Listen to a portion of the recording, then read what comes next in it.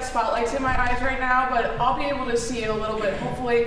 If you're wondering what you're doing here right now because you've wandered into a music building on a Saturday night, my name is Brookelynn. This is my senior composition recital. Thank you for being here. There's so many people here. I was going to be all cool and suave, and you've completely wrecked that plan. Thanks. That first piece that you heard was Spiral String Trio, kind of inspired by, I'm a double major in music ed and composition, and last semester that kind of crept up on me and sort of took me by surprise. I was like, oh yeah, I'm a double major and I have so much work to do, and so I started spiraling, and You know, that became that. The next piece that you're about to hear, if you've been at Missouri State's campus at spring at all, last spring at all, or in North Carolina at the end of spring break, it really needs no introduction. Anchorage is a clarinet quintet about the bravery of letting go. And ironically, I will never be able to let go of the 5 people that you're about to see play it, because they are the 5 who first believed in it and the first people who premiered it. And I love them dearly, and I hope that you love Anchorage just as much as they do. So, enjoy.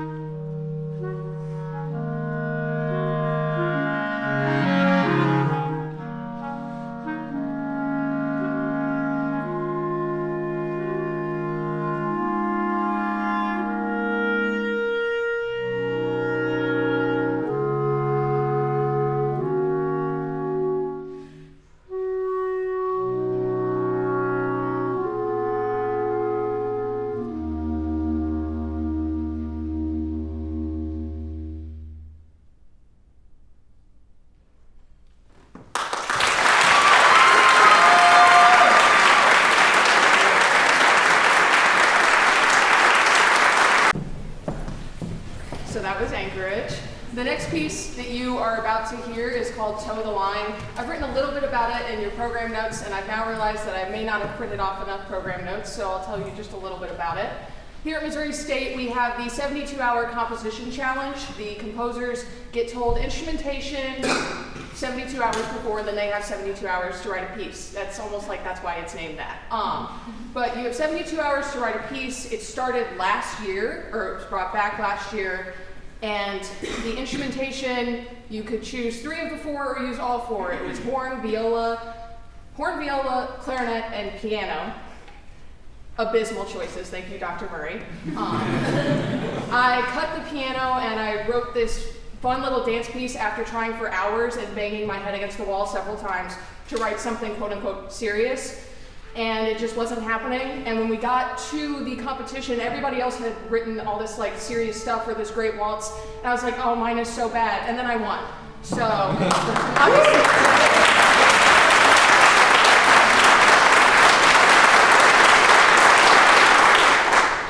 Could use some work. Anyway, obviously it's not that bad of a piece.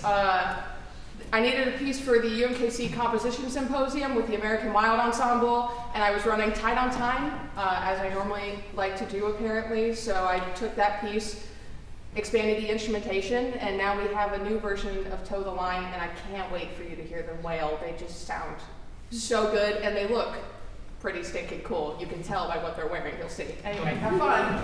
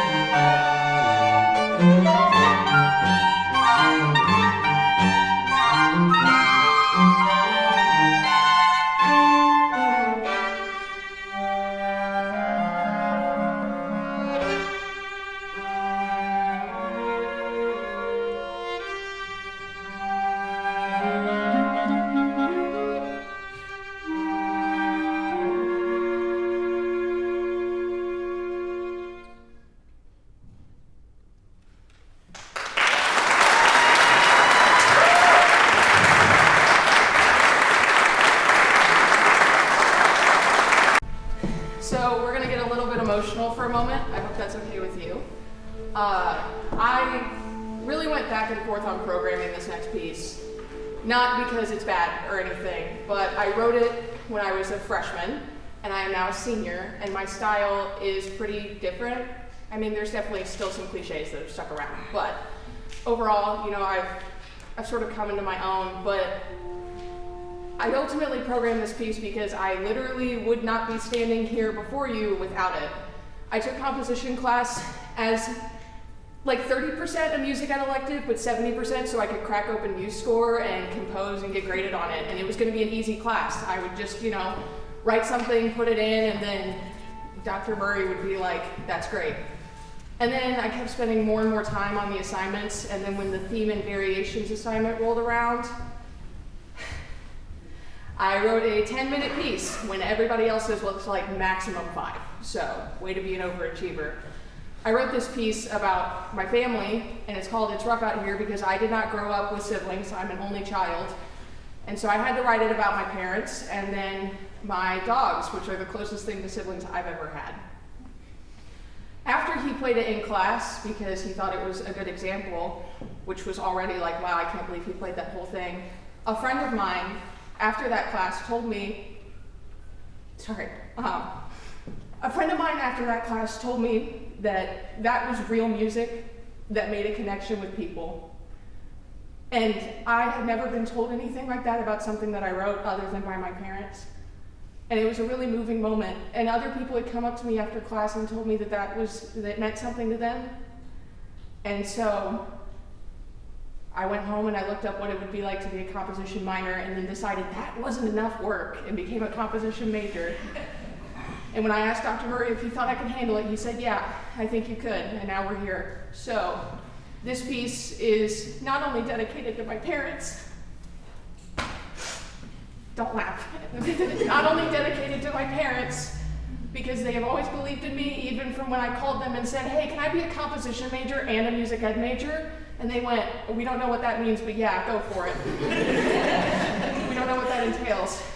But it also goes to little freshman me, who had the courage to do something that no one else except from one person from 2006 has done. So this is It's Rough Out Here, and I hope that it makes some sort of connection with you.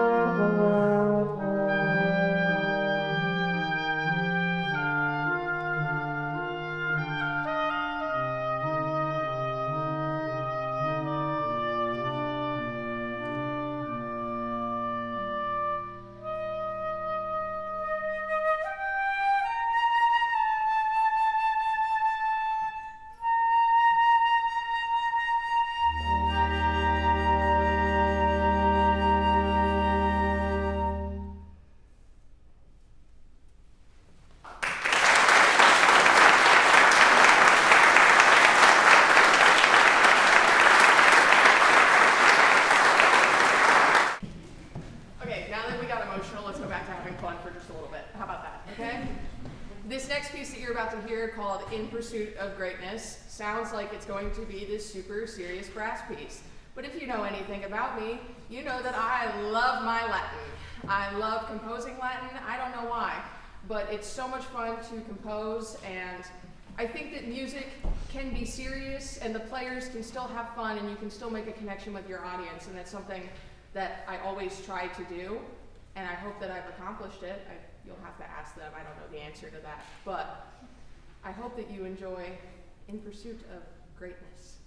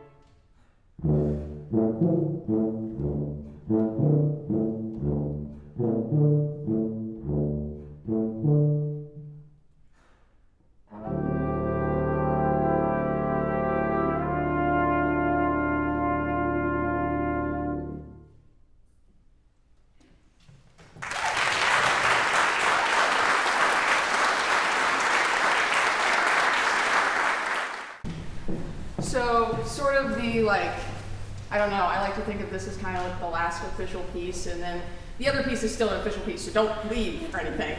But it's more of like an encore. and you'll see why. But this piece that you're about to hear is the most personal piece that I've ever written, and it took me 3 years to do it. If you were on Missouri State's campus or came to a composer's concert about 2 years ago, no, 1 year ago, my apologies, I gotta make sure I get this right. 1 year ago, then you've heard the first 2 movements of this, but no one has heard the third movement, because I was sort of given the Game of Thrones conundrum of like, I really want to write a good ending to this, but the story's still being written, like how they had to write a good ending to the TV show, and the books were still being written, so they didn't know what to do. I was kind of in that. Thank you. But I have been dealing with sort of how to write a good ending while a story is being written, because I can't tell you where this is going, this personal journey. I don't know if this has a happy ending, a sad ending, an angry ending. I don't know. I know where it started, and I know the middle of it, even though they were written out of order, and I don't know where this ends. So I hope that whatever journey you take over the next 10 minutes, so get comfy, but I hope the journey whatever you take for the next 10 minutes, this is a satisfying end to whatever story you create. After this piece, there's going to be a little bit of an awkward transition. You're going to see a lot of people in like this area sort of swarm the stage and grab a lot of chairs and stands. Please feel free to talk during that. It's really awkward if we're just talking on stage, so please feel free to talk. When the lights change, after they've warmed up a little bit and tuned, we'll come out and do our last piece. But yeah, thank you so much for being here, and I promise I will try not to talk so much before the last piece.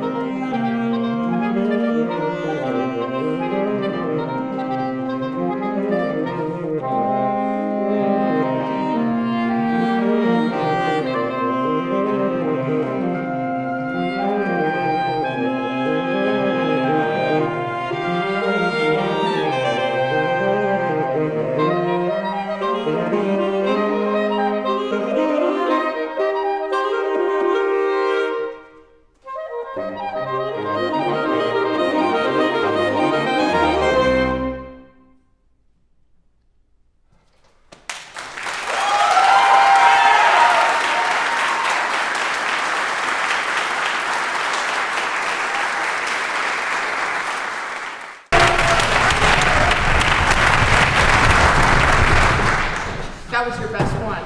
All right. As you can tell, this is every performer and then some.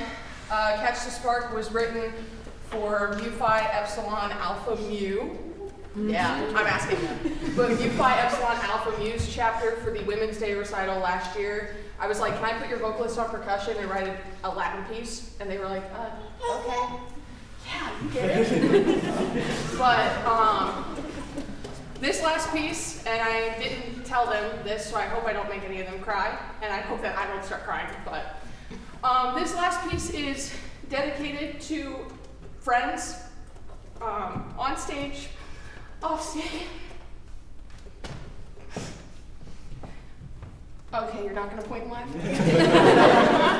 On stage, off stage, whether we've been friends for years or it's more of a recent friendship. I was a lonely kid in high school, and I didn't have a lot of people coming to Missouri State, so I decided to come in as the biggest and loudest version of myself. I dyed my hair a crazy color, I got tattoo, and I started wearing button-ups, all habits that I've definitely grown out of, don't worry. But, I came in as the biggest version of myself, and these people saw that, and they wanted more, I guess. And so, I can't look at you. No matter how long we've been friends, or if it was passing or anything like that, I just want you to know that you're my spark, you've kept me going, and I never would have imagined I had 30 people playing on a piece, or up to 30 people on a composition recital. This is really special for me. So thank you so much for being here. You had so much better things to do on a Saturday night at 7:30. You could have gone and partied, and you listened to some purple-haired girl talk about her music for an hour. So thank you for being here, and I really hope that you enjoyed this last piece, and I hope that you enjoy any of the refreshments that my parents helped set up in the lobby. Thank you, food! Candy backstage! This is Catch the Spark. Acting like there's not candy backstage, please.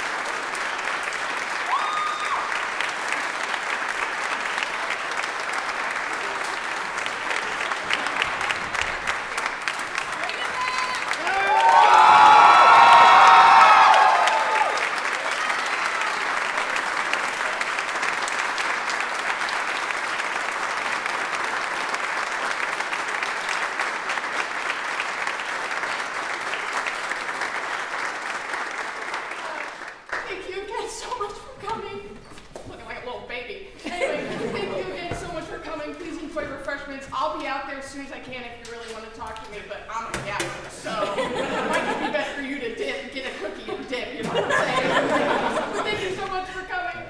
This will all be on YouTube later and Instagram and all that. If you want that information, come